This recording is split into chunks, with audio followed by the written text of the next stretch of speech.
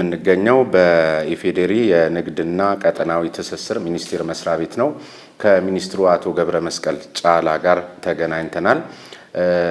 የህዝብን ጥያቄ ለመመለስ ፈቃደኝነታቸውን ገልጸው እዚህ እንድንገኝ መልካም ፈቃዳቸው ነው በመገኘታችን በዋልታ ተመልካቾች ስም ከልብ ነው የማመሰግነው። የፕሮግራሙ አዘጋጅና አቅራቢ ስሜነህ ባይፈርስ ነኝ። አብራችሁን እንድትቆዩ ጋብዛለሁ። እንኳን ደህና ቆዩኝ። እሺ፣ ወደ ጉዳያችን ስናመራ እስኪ እንደ ሚኒስቴር መስሪያ ቤት እናንተ የኑሮ ውድነቱን በህዝቡ ላይ እያደረሰ ያለውን ጫናም ሆነ ሌሎች ጉዳዮች በምን ያህል ጥልቀት ነው የምትረዱት? ችግሩን ጥልቀት ከመረዳት ጋር በተያያዘ ከሀገር ውስጥ በተለይ ይሄ የኑሮ ውድነት የትኛውን የህብረተሰብ ክፍል የበለጠ ይጎዳል የሚለውን ከማየት ጀምሮ ነው የምንረዳው። ምክንያቱም በአንድ ሀገር ውስጥ በኢትዮጵያንም ጨምሮ ያሉ ዜጎች የኑሮ ደረጃቸው እኩል ስላልሆነ ሁሉንም በአንድ ቅርጫት ውስጥ አድርጎ ስለ ኑሮ ውድነት ማውራት ትክክልም ስላልሆነ ይሄ ጉዳይ በጣም የሚጎዳው የህብረተሰብ ክፍል የትኛው ነው ከሚለው ጀምሮ እናያለን ማለት ነው። ከዚህ አንጻር ለምሳሌ ይሄ የኑሮ ውድነት በአመዛኙ የሚጎዳው የወር ገቢያቸው ወይም የዕለት ገቢያቸውም ቢሆን ቋሚ ገቢ ብቻ ያላቸው በየጊዜው የጨመረ የሚሄድ ገቢ የሌላቸውን የህብረተሰብ ክፍል በጣም አፌክት ያደርጋል። ለምሳሌ የመንግስት ሰራተኛን በጣም ይሄ ኑሮ ውድነት እንደሚጎዳ እንገነዘባለን። ሁለተኛ ደግሞ በዝቅተኛ የስራ ደረጃ ላይ በግል ሴክተርም ሆኖ የሚሰሩ ተቀጥሮ የሚሰሩ የህብረተሰብ ክፍሎችን እንደሚጎዳ እንገነዘባለን። እንደዚሁም ደግሞ አቅም ያልፈጠሩ ስራ ቋሚ ስራ የሌላቸው የህብረተሰብ ክፍሎች አሉ።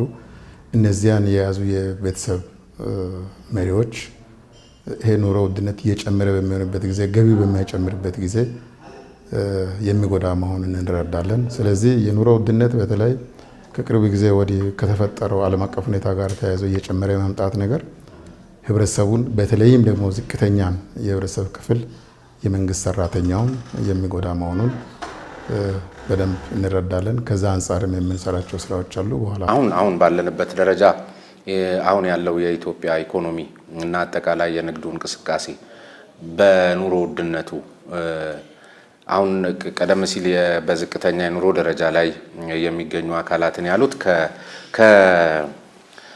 ከዕለታዊ የዕለት ጉርስ ጋር በተያያዘ ነው እና አሁን የማይነካው የህብረተሰብ ክፍል አለ ብሎ ለመናገር የሚቻልበት ደረጃ ላይ ነን። ለምሳሌ እኔ ላንሳ። ለምሳሌ አላቸው የሚባሉ አካላት የሌላቸው የሚባሉ አካላት ስጋት እየሆኑ እየመጡ ያሉበት ሁኔታ አለ። ለምሳሌ ገንዘብ ስላለኝ ከጎኔ በልቶ ማያድር ህብረተሰብ እያለ እኔ በልቼ ሳድር እና በመኪና ተንሸራሽሬ ስገባ መንገድ ጠብቆ እኔን ማጅራቴ ሊል የሚችልበት እድል ሊፈጠር አዝማሚያዎች እየታዩ ነው። የዘረፋውና የማጅራት መቺው ደረጃ እኮ ቀደም ሲል ሌት የነበረው አሁን ከ12 ሰዓት ጀምሮ ሰዎች በጣም ፈተና ውስጥ እየሆኑ ያሉበት ሁኔታ ነውና ይሄ ኑሮ ውድነት የማይነካው ህብረተሰብ አለ ብሎ መናገር ይቻላል። የኑሮ ውድነት ጥያቄውን ያያያዝኩት ከመግዛት አቅም ጋር አያይዤ ነው። በዛ መንገድ ነው መወሰድ ያለበት። ምክንያቱም የመግዛት አቅም ያለው ስለዚህ ምንድነው አንደኛ ይሄንን በተለይ ምርትን ሸምቶ የሚበላውን አካል ወይም የሚመገበውን አካል ኑሮ ውድነት ሲባል በነገራችን ላይ ከፍጆታ እቃዎች ጋር ብቻ አያያዝም። መቼም ማንም ይገነዘባል ብዬ አምናለሁ።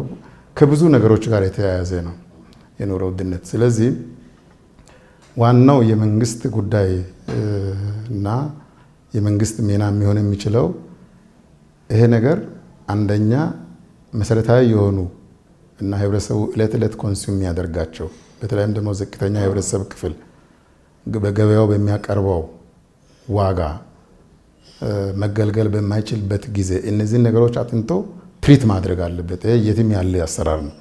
ይሄ ነገር እየባሰ መሄድ የለበትም። ስለዚህ ይሄ በሚሆንበት ጊዜ አሁን በማይሆንበት ጊዜ እና ከአቅም ውጭ በሚሆንበት ጊዜ ቅድም አንተ ያልከው ሀሳብ ነው የሚመጣው። ሰው መሰረታዊ ሸቀጦችን ማግኘት በማይችልበት ጊዜ ያው በልቶ ማደር የማይችል ሌላው ከጎኑ በልቶ የሚያድር ሰውን የሚበላው የሌለው እንደዛ አይነት ወደ አልተገባ እንቅስቃሴ ሊገባ ይችላል። ስለዚህ የመንግስት ድርሻ ምንድን ነው? ወደዛ እንዳያድግ እነዚህን ነገሮች መጀመሪያ ወዴት እየሄደ ነው ትሬንዱ፣ እንዴት ሊስተካከል ይችላል፣ ምን አይነት እርምጃዎች መወሰድ አለባቸው፣ የትኛውን የህብረተሰብ ክፍል ነው ይሄ ደግሞ በደንብ አፌክት የሚያደርገው የሚለውም ነው። ለምሳሌ እኮ ዘይት ልክ እንደ እንትን በአጃቢ ምናምን እንደዚህ በሽጉጥ ምናምን ታጅቦ ትራስ ስር ተኝቶበት ትርጉም አለው። በነገራችን ላይ በዋልት ይምሰል እንጂ የበዋልት ፖለቲካ ደግሞ አደገኛ ስለሆነ ከዚያ ባሻገር ዳቦ እኮ ልክ እንደ ቁርጥ በትልቅ ቢላ እየተቆረጠ እንደ ሻይ ላይ እያጠቀሰ ሲበላ በቁርጥ ፋንታ መሆኑ ነው። እና ይሄ ትርጉም አለው። እንደዚህ አይነት ነገሮችን ሞኒተር አርጋችሁ ይሄ ህዝብ ወዴት እየሄደ ነው፣ አጠቃላይ ለሀገሪቷ ሰላም እኮ አደጋ አለው በሚል ደረጃ ጥያቄዎቹ በጣም እየተጋጋሉ መሄዱን ለመረዳት በሚያስችል መልኩ ሞኒተር አድርጋችሁ ትገነዘባላችሁ? እኛ ዋናው ችግር የህዝቡን ችግር መሰረታዊ ችግር መፍታት ነው። እንደዚህ አይነት የሚያሰራጩ አካላት የራሳቸው አጀንዳ ሊኖራቸው ይችላል ነው። ግን ሊኖር ይችላል ግን ደግሞ የራሳቸው አጀንዳ የሌላቸው ደግሞ ለእንደዚህ አይነት ነገሮች ኮሜንት ሲሰጡ እሱም ሊኖር ይችላል። ግን እናንተ እዚህ ደረጃ አልደረስንም የሚል ነው እምነታችሁ? እኛ አሁን ለምሳሌ አሁን ዘይት በአንድ ወቅት ከ1,000 ብር በላይ ገባ። ባለ 5 ሊትሩ ይመስለኛል ሳንፍላወር ዘይት። ከዛ በበዓሉ ጊዜ ደግሞ ወረደ ዋጋው። ስንት ከስንት 1,000 ሆነ? አይ ሳንፍላወር አይደለም። ሳንፍላወርም ቢሆን ከ900 በታች እስከ 820 ይሸጣል፣ በሱፐር ማርኬት ጭምር ማለት ነው። አሁን ኢሹ ምንድን ነው መሆን ያለበት? ለምሳሌ መንግስት ይህንን ነገር ጣልቃ በሚገባበት ጊዜ ገበያውን ማቅረብ አይችልም ብሎ በሚያምንበት ጊዜ የራሱን እርምጃ ይወስዳል። ስለዚህ እነዚህ በማህበራዊ ሚዲያ በተለያዩ መንገዶች የሚያናፍሱትን ብቻ ሳይሆን እኛ ደግሞ በጥልቀት ህዝቡ ጋር የትኛው የህብረተሰብ ክፍል እየተጎዳ እንደሆነ አይተን ችግሩን መፍታት ነው። ለምሳሌ አሁን በበዓሉ ላይ የፈታ ነው እንዴት ነው? አሁን በበዓል ላይ በጣም በብዛት ነው ዘይት ያቀረብ ነው። አሁን እንግዲህ ለጥሎሽም ዘይት ሲቀርብ እያየን ነው። በአካባቢ እንዳልከውም እያየን ነው። እነዚህን በሙሉ እኮ እኛ ከሚዲያ ውጭ አይደለንም እያየን ነው። ስለዚህ መፍትሄው እነዛን እየተከታተልን መልስ መስጠት ሳይሆን እኛ እነዚህ የራሳቸው አጀንዳ ከጀርባቸው ቢኖራቸው እንኳን ወዴት ይህንን በትክክል ያልተገነዘበ ህዝብ ወዴት ሊያመራ እንደሚችል አውቀን ችግሩን ከመሰረቱ ስንፈታ ይፈታል ማለት ነው። ብልጽግና ፓርቲ ምንድነው ከጉባኤ ማግስት የነበረ አንድ አጠቃላይ ሀገር አቀፍ መድረኮች ነበሩና የአዲስ አበባ መድረክ ላይ እነዛ ሲገልጹ የነበሩ ሰዎች ላይቭ ነው እንግዲህ እነዚህ ሰዎች ሌላ አጀንዳ የላቸውም እና አንዲቷ ሴትዮ የመንግስት ሰራተኛ በገለጸችው መልክ እኮ ከሆነ ይሄ አይሆንም ሊመጣ ይችላል። ስጋቱን እኮ እኛ እንቀበላለን፣ ግን ስጋቱ ወደ ተግባር እንዳይቀየር የኛ ስራ የመንግስት ስራ ህዝብን አስተባብረን የምንሰራው ስራ ባለሀብቱንም አስተባብረን የምንሰራው ስራ ይሄ ስጋት እውን እንዳይሆን፣ ስለዚህ እውን እንዳይሆን ደግሞ ፕራክቲካሊ ያድርገናል ብዬ ነው ማምነው። በእናንተ እምነት በንግድና ቀጠናዊ ትስስር ሚኒስቴር መስሪያ ቤት እና አጠቃላይ እንደ መንግስትም አሁን ዞሮ የኑሮ ውድነቱ ደረጃው ይለያያል፣ ጥልቀቱ ይለያያል፣ ሌቱ ይጎዳል አይጎዳም በሚል ደረጃ ነው የምናየው ባሉኝ ልክ ዞሮ ያው ኑሮ ውድነቱ መኖሩን ስለምንቀበል ምንድነው መሰረታዊ ምክንያቱ? ለኑሮ ውድነት መሰረታዊ ምክንያቶቹ ብዙ ናቸው። መሰረታዊ ምክንያት ብዙ የሚሆንበት ምክንያት አንደኛ እና ዋነኛው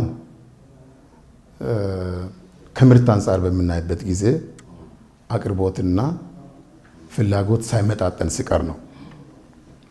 ሁለተኛው ግን የንግድ ስርዓቱ ራሱ ደግሞ ይህንን የሚያሳልጥ ሳይሆን ሲቀር እንደዚህ አይነት ነገሮች ሊከሰቱ ይችላሉ። ስለዚህ እነዚህን መፍታት በዋናነት ችግሩን በወሳኝ መልኩ ይፈታል ብለን ነው የምናምነው እና እኛ አሁን የአቅርቦትና የፍላጎት በምንልበት ጊዜ መሰረታዊ ሸቀጦች አሉ፣ ሌሎች ሸቀጦችና አገልግሎቶች አሉ። እነዚህ በሙሉ ህዝብን ባማከለ ደረጃ ፍላጎትን ባማከለ ደረጃ በማይቀርብበት ጊዜ የአቅርቦት እጥረት በሚኖርበት ጊዜ ሸማቹ ስለሚበዛ ዋጋው የመጨመር ናቹራል ነው። ስለዚህ ይህንን ባላንስ እያደረጉ የማየት ባላንስ ማድረግ ባልተቻለበት ገበያው አላቀረብና ደግሞ መንግስት ጣልቃ መግባት በተመረጠ አግባብ እነዚህ ናቸው። ስለዚህ አንዱ ይሄ ነው። አንዱ የአቅርቦትና የፍላጎት ጉዳይ ነው። ሁለተኛው የንግድ ስርዓቱን ዘመናዊ ማድረግ፣ ባለድርሻዎች በተሳለጠ ሁኔታ በቅንጅት እንዲሰሩ የማድረግ እነዚህ በሌሉበት እነዚህ ችግሮች እየተባባሱ ሊሄዱ ይችላሉ። ምክንያቶቹ ከዛ ጋር የተያዘ ነው። በተለይ ከፋይናንስ አስተዳደርም ጋር የሚያያዙ ነገሮች አሉት። ከፋይናንስ አስተዳደር አኳያ ሲሉ ምን ለማለት ነው? እስኪ በተወሰነ መልኩ እኔ እንደመነሻ ላንሳለት። ለምሳሌ በመሰረታዊነት ብዙ ሰዎች ብዙ ጥናቶችም እንደዚሁ አጠቃላይ አሁን ይሄ በማህበራዊ ሚዲያ የሚወጣ ሳይሆን በብዙ መድረኮች ላይ የሚገለጹ ይፋዊ ጥናቶችን ስንመለከት ኢትዮጵያ ውስጥ አሁን ባለው ሁኔታ ፕሮዳክቲቭ ያልሆነ ገንዘብ ገበያ ውስጥ በጣም እየተረጨ ነው። ይሄንንስ ያምኑበታል ወይስ ሌሎቹንም ተጨማሪ አድርገው? አሁን ከኑሮ ውድነት ጋር አያይዘን በምናነሳበት ጊዜ አጠቃላይ የፋይናንስ የበጀት አስተዳደር ስርዓታችን ምን ይመስላል? ይሄ ባንክ ገንዘብ እየተረጨ ነው የሚባለው ደግሞ ከባንክ ወጥቶ ገንዘብ ይረጫል የተባለው ምን ያህል ገንዘብ ከብሔራዊ ባንክ ቢወጣ ነው የሚለው ነው መታየት ያለበት በማክሮ ደረጃ ማለት ነው። ስለዚህ ይሄ አሁን እስካሁን ባለው ግምገማ እኔ ባለኝ ኢንፎርሜሽን ማለት ነው እኔ መመራ እኔ አይደለሁም መመራ ተቋም አለ ከነሱ ጋር መገናኘት ትችላላችሁ ለዝርዝር ኢንፎርሜሽኑ ግን ከስታንዳርድ ፓራሜትር ወጣ ያለ የብድር ገንዘብ የለም ኢትዮጵያ ውስጥ። ኖርማሊ መንግስት እንደ መንግስት በጀት ጉድለት በሚኖርበት ጊዜ መበደር ያለበት ድጎማ የሚደረግባቸው ምንም ምክንያት ያልሆኑት ላይ አሁን ከአፍሪካ በቀንድ ሀብት አንደኛ ነች የምትባል ሀገር ነች ምናምንና ከሉካንዳ ንግድ ላይ እንደዚህ አሁን ደንብ አስከባሪው ምናምን የቁጥጥር የክትትል ስርዓቱ አንዳንድ ጊዜ ለምን 1000 ብር ሸጥክ ምናምን ብቻ ይሆናል እንጂ ሚዛናቸው ጤናማ ያልሆኑ በደንብ በግልጽ የማይታዩና እየባሰበት እየሄደ ነው። እንደዚህ አይነት ነገሮችስ ላይ ከሚዛን ጋር በተያያዘ የተለያየ ሚዛኖች ሊሆኑ ይችላሉ። የፈሳሽም የደረቅ ሚዛኖች ሊሆኑ ይችላሉ። እነዚህን ሚዛኖች በየጊዜው እንዲፈተሹ እናደርጋለን። እኛ ቀጥታ የምንፈትሻቸውም አሉ። ለምሳሌ እንደ ቦቴ አይነት እነዚህ ደግሞ ቅድም እንዳልከው በሉካንዳ በሱቆች ደግሞ በየወረዳው ንግድ ጽሕፈት ቤት ይፈተሻሉ። እነዚህ ተፈትሾ ያው ትክክለኛ መሆናቸው የሚረጋገጥበት ትክክለኛ ያልሆኑ ደግሞ እንዲስተካከሉ ሪካሊብሬት የሚደረግበት ሁኔታ አለ። እዚህ ላይ ምንድን ነው ችግሮችን እኛ በደንብ ለመለየት ያው እዚያውን ሚኒስትሩን ለመምራት የመጣን አመራሮች አብዛኞቻችን አዲስ ስለሆንን ከታች ጀምሮም ደግሞ እንደዚህ አይነት ከአዲስ መንግስት ጋር ለውጥ ስላለ መረጃዎችን በደንብ አደራጅተን ሰነድ አዘጋጅተናል። አሁን እንወያያለን እስከ ታች ሰራተኛው በዚህ ረገድ ህብረተሰቡን እንዴት ማገልገል እንዳለበት ማገልገል ደግሞ የማይችል ሰራተኛ በየጊዜው እየተገመገመ ከሲስተሙ ውጪ የሚሆንበት ምክንያቱም ህዝብ እየበደለ መቀጠል ስለማይችል እነዚህን የያዘ ሰፋ ያለ ሰነድ ከነገ ጀምሮ ከክልሎች ጋር በሚኖረን መድረክ በዝርዝር ከአመራሮች ጋር የሚመለከታቸው ባለድርሻ አካላት በሙሉ ስለሚመጡ ከነሱ ጋር ዲስከስ እናደርጋለን። መዋቅሩን ወደ ማጥራት እንሄዳለን። ምክንያቱም በተለይ በታችኛው መዋቅር ላይ ያሉ ህዝቡን ቀጥታ የሚያገኙ አካላት እነዚህን ከአገልግሎት ጋር አስተዳደር ጋር የተያዙ ጉዳዮችን ማሳለጥ ስላለባቸው ምክንያቱም እናንተን ሚና በዛ ረገድ የሚያውቀው ንግድ ሚኒስቴር ነው። እውነት ነው።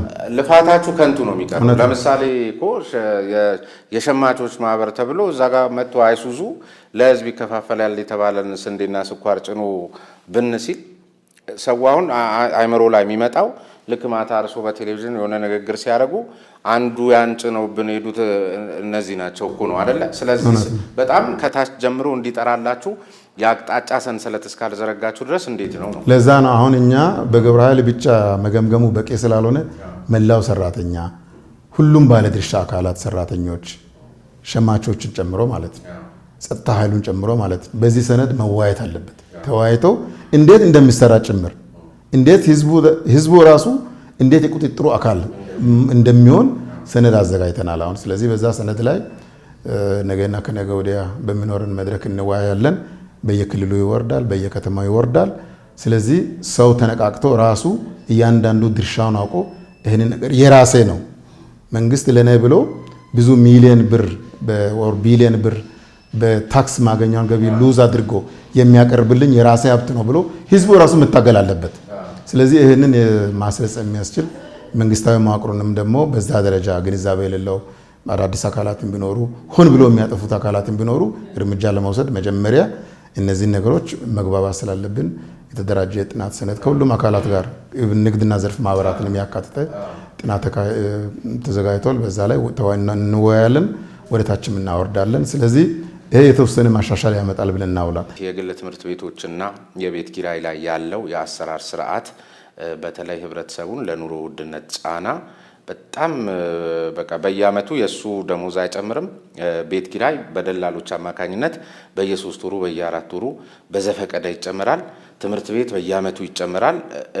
የመንግስት ሰራተኛው ወይም ዝቅተኛ ኑሮ ደረጃ ይኖራል ያሉት በመግቢያችን ላይ ስታስቡለት እንዴት ነው? እነዚህ ሁለት ነገሮች ናቸው በመሰረታዊነት የመንግስትን ሰራተኛ በጣም ለኑሮ ጫና እየተፈታተኑት የሚገኙትና ይሄንንም በሆነ የአሰራር ስርዓት ለማስተካከል የመንግስት ዝግጁነት ምንድን ነው? ብዙ ችግሮች ቢኖራትም ብዙ አቅም ያላት ሀገር ናት። እውነት ለመናገር ብዙ ተስፋ ያላት ሀገር ናት። እኔ የሀገሬን ተስፋ አጨልሜ አላይም። ምክንያቱም ገና እኛ ያላወጣናቸው ብዙ ሀብቶች አሉን። ትልቅም ሀገር ነን። ስለዚህ ምንድን ነው ትልቁ ነገር ቅድም ያልኩት ነው። የቤት አቅርቦትን በየደረጃው ማሻሻል ነው። እንደየደረጃው እስኪሻሻል ደግሞ የአሰራር ስርዓት ዘርግቶ መስራት ነው። ይሄ የአሰራር ስርዓት አሁን አዲስ አበባ ሞክረዋል። ለምሳሌ የመንግስት ሰራተኛ 35% ሳይወድ በግዱ ይቆረጥበታል። በቃ ሳይወድ በግዱ እዛው ነው ከደሞዙ የሚሄደው። ቤት የሚያከራዩ አካላት ደግሞ የዚህ ግብር የሚከፍሉበት የአሰራር ስርዓት የለም። እንደዚሁም 0 ተጨማሪ እሴት ታክስ ነው ትምህርት ቤትም እና እንደዚህ አይነት ነገሮች መታሰብ አንዳንድ ጊዜ የማይመስል ነገር ምንድን ነው እኔ የምሞተው ዛሬ ማታ ምናምን ይባላል ለፍልሰታ የሚባለው ምን በቃ ሰው እስከዛ እኮ መሞት የለበትም። ብዙዎቹም ሲሉን ኖረዋል። እኔ ለምሳሌ እርስዎ ንግድ ሚኒስትር ከመሆኑ በፊት የነበሩ ንግድ ሚኒስትርን ጠይቄ አውቃለሁ፣ ወይም ንግድ ቢሮ ኃላፊን ጠይቄያለሁ። ልናሻሽል እንደዚሁ ቤቱ ስፋት ልናቀርብ ምናምን ይላሉ። ሁሌ ማለት ምንም ጥቅም የለውም እና እስኪ ቤት አቅርቦቱ እስኪስፋፋ የትምህርት አቅርቦቱ እስኪስፋፋ ግን መሆን ያለበት ነገር መሆን አለበት እና ከዚህ አኳያ እንግዲህ መንግስት ይሄ የቤት አቅርቦት ችግር እንዳለ በደንብ ስለሚታወቅ የሚመለከተው የመንግስት ተቋም ይህንን ስራ የሚሰራ የመንግስት ተቋም አለ። በየደረጃውም ይህንን ስራ የሚከታተል አካል አለ። ስለዚህ ይሄ በጥናት ላይ ተመስርቶ ፖሊሲ ሆኖ እናንተ ሰነድ ላይ ይሄ ጫና እንዳለማ እንናገራለን እንጂ ለምን ጫና እንዳለ የውይይቱ አካል ነው። ምክንያቱም ኑሮ ውድነቱን አንዱ የመግዛት አቅምን የሚያዳክመው ይሄ ስለሆነ በዚህ ነገር ላይ ምክንያቱም ህዝቡም ጭምር በዚህ ጉዳይ ላይ በቀጣይ ስለምናወያይ ህዝቡ በመተሳሰብ ይህንን ጊዜ ለመሻገር በመተሳሰብ ዜጋ ሳይጎዳ በመተሳሰብ ልክ አሁን የተራበውን የደከመውን በበዓላት በተለያየ ጊዜ እንደምናግዝ ለህብረተሰቡ በተለይ ለዝቅተኛው የህብረተሰብ ክፍል ለመንግስት ሰራተኛው መራራት እንዳለበት እናወያያለን። ይሄ ትክክል ነው። ከዛ ባሻገር ግን በፖሊሲ መፈታት ያለባቸው ጉዳዮች መንግስት ያው በጥናት ላይ ተመስርቶ እንዴት መፈታት አለበት የሚለው በዛ ደረጃ የሚታይ ነው የሚሆነው ማለት ነው። የእጥፍ የሚተረፍባቸውን የዚህ የቢሮ እቃ መጫሚያዎች ከፍጆታ እቃዎች አንስቶ በርካታ የመዋቢያ እቃዎችን የመሳሰሉት ላይ ትርፍ በጣም ብዙ እጥፍ ትርፍ የሚተረፍባቸው እንትኖች ላይ ለምንድን ነው የትርፍ ዳግ በመቶኛ ተሰልቶ የአሰራር ስርዓት ቢዘረጋ በፖሊሲ ደረጃ ይሄ ነገር ቢዘጋጅ በቃ ቁርጥ ያለ እንትን ነው የሚሆነው። በዚህ ደረጃ ኑሮ ውድነቱን ማስተካከል ይቻላል የሚል ማአት አስተያየት። ይሄ ደግሞ ትልልቅ ጥናቶች ናቸው የሚያረጋግጡትና የትርፍ ዳግ ላይ የታሰበ ነገር አለ በመንግስት ደረጃ። እኛ አሁን ይሄ ምንድነው አሁን እስካሁን ያለው በገበያ ስርዓት ማዕቀፍ የምንከተለው ምንድነው ገበያው ማያቀርባቸውን መሰረታዊ ሸቀጦችን መንግስት እየወሰነ ዋጋ እየተተመነለት እንዲሄድ ነው። ግን እንደ አጠቃላይ እንደተባለው ትርፍ ያለ አግባብ እንዳይከማች ህዝቡ ደግሞ እንዳይበዘበዝ ለማድረግ በተለይ አብዛኛውን ህዝብ የሚጠቀማቸውን ጉዳዮችና በመሰረታዊ ሸቀጥነት የማይታዩትን በቀጣይ እነዚህን ለማጥናት ዝግጅት እያደረግን ነው። ለምንድን ነው አሁን የምርቶችን ወይ ሸቀጦችን በምናይበት ጊዜ ብዛታቸው ከ6000 በላይ ናቸው። በጣም ብዙ ናቸው። ኤክስፖርተብል አይተምስ ራሳቸው ከ6000 በላይ ናቸው። የኛ አሁን ከሲስተም ጋር የተያያዙ የቴክኖሎጂ አጠቃቀም ጋር የተያያዙ ጉዳዮች አቅማችን ለዛ ብቁ ስለማያደርገን አብዛኛውን ህዝብ አፌክት የሚያደርጉ የተወሰኑ ምርቶችን መርጠን የነሱን ቫልዩ ቼን ተከትለን በተለይ ሰንሰለቱን ተከትለን የመጨረሻ ሪቴል ፕራይስ ማክሲመም ሪቴል ፕራይስ ስንት ነው የሚለውን ለመወሰን እየሰራን ነው ያለነው። ያ ግን ሲወሰን ነው። ምክንያቱም ይሄ ነገር ሌላውን አፌክት ያደርጋል አያደርግም የሚለው ያው በሌላ አንግልም የሚያዩ አካላት ሊኖሩ ስለሚችሉ ግን መሰረታዊ የሆኑ አብዛኛውን ህዝብ ሊጎዱ የሚችሉ ግለሰቦችን ብቻ የሚጠቅሙ ምርቶችን አብዛኛው ህብረተሰብ እንዳይጎዱ እነዚህን በሌላ ሀገርም የተለመዱ ማክሲመም ሪቴል ፕራይስ ካፕ ለማድረግ ያው ዝግጅት እያደረግን ነው። ግን ምርቶችን መጀመሪያ መምረጥና መወሰን ያስፈልጋል እና በዛ ደረጃ እያየን ያለንበት ሁኔታ ተገቢ ጥያቄ ነው ማለት ነው። ሌላ አንዱ ከዚህ ከኑሮ ውድነት ላይ እንደው እኛም የምናየው ይህን ያህል ጥናት የማይጠይቅ አንድ ዝም ብሎ ፊደል ለቆጠረ አካል በግልጽ የሚታይ ነገር አለና ከታች እስከ ላይ ያለው በአንድ ጎራ ውስጥ ተደባልቆ ይሄ ከገቢዎች ጋር በተያዘ የገቢ ግምት ተብሎ የሚመጣው ነገር ለምሳሌ ድንገት ተነስቶ 300,000 ብር ግብር ሲባል ስራውን ዘግቶ የሚወጣበት ንግዱን ዘግቶ የሚወጣበት አይነት ነገር በብዛት ይስተዋላልና ለሁሉም አንድ አይነት የሆነ አሰራር ለምንድን ነው የሚሆነው? እኚህ ትንንሾቹን በሆነ አይነት ደረጃ ማትጋት እንደውም እንደሱ አይነት ነገር ለምን አይደረግም? እንደኛ ሚኒስትሪ ያው የንግድ ፈቃድ በንግድ ስራ መደብ መሰረት ነው የምንሰጠው። የዕለት ገቢ የሚከታተለው የዕለት ገቢ የሚመዘግበው የዕለት ገቢ ደግሞ በጥናት ላይ ተመስርቶ በሎኬሽን ላይ ተመስርቶ መወስነው የገቢዎች ሚኒስቴር ነው ወር በየደረጃው ያለው የገቢ ጽሕፈት ቤት ነው። ግን አንድ ነገር መጋጨት የለበትም። ለምንድን ነው ሀገራችን አሁን ለምሳሌ ያሳለፈችባቸውን ብዙ ተግዳሮቶችን እነዚህ ተግዳሮቶች ለመንግስት ህዝብ አቅም ሆኖ ነው ሀገር እየተሻገረች ያለችው። ትልቁ የህዝብ አቅም የሆነው በገቢ ነው። መንግስት በሚሰበስበው ገቢ ነው። ስለዚህ ለገቢ ደግሞ የገቢ መሰረትን ማስፋት ነው። ከትንንሽ ያው ትራንዛክሽን እስካለ ድረስ ከትራንዛክሽኑ ሰው መክፈል አለበት የሚያገኘውን ገቢ። ስለዚህ በዛ ላይ ፌር ነው የሚከፍለው ወይስ ፌር ነው አይደለም የሚለው ነው እንጂ ጥያቄ መሆን አለበት። እንደገና ደግሞ ንግድ ፈቃድ አሰጣጡም ደግሞ የተወሳሰበና ብዙ እንትን አለው ለነጋዴዎቹ ሲናገሩ እንደምንሰማውና እሱስ እንዴት ነው? ምን የንግድ ፈቃድ አሰጣጡ ቅድም ገና መግቢያ ላይ እንደጀመርኩት በጣም እየዘመነ ነው። በጣም እየዘመነ ነው። አዲስ አበባ ላይ ሰው ሆን ብሎ እንደው ሄጄ ሰው ፊት ቆሜ ንግድ ፈቃድን አሳድሳለሁ ካላለ በስተቀር ቤቱ ቁጭ ብሎ በታብሌት ወር በሞባይል ይሞላል፣ ያሳድሳል። ምንም ችግር የለው። ያንን ቅድመ ሁኔታውን ይጠይቃል። ያቺ የምትጠይቀውን ቅድመ ሁኔታ ካሟላ በኋላ እሱ በሞባይሉ ነው የሚጨርሰው። በዛ ደረጃ መጥቷል።